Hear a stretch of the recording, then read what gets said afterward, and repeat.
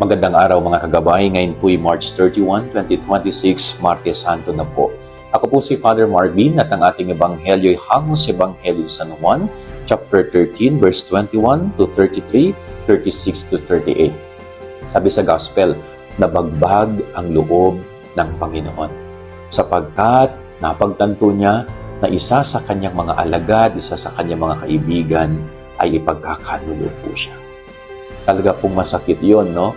Yung itinuring mong kaibigan, bandang huli, siya yung magtatatwa sa iyo. Napakasakit po yon na naranasan ng Panginoon. Isang kaibigan, tapos ipinagkanulo siya.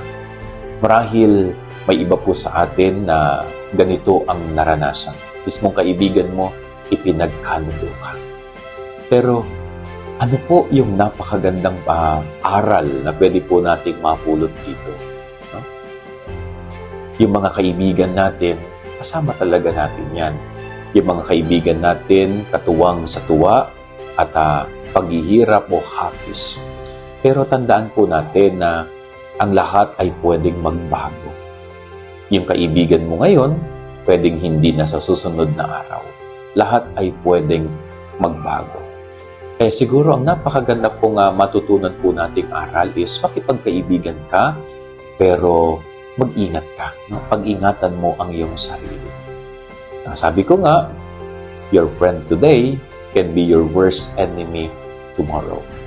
So, pag-ingatan mo ang iyong sarili. Hindi po masama ang makipagkaibigan.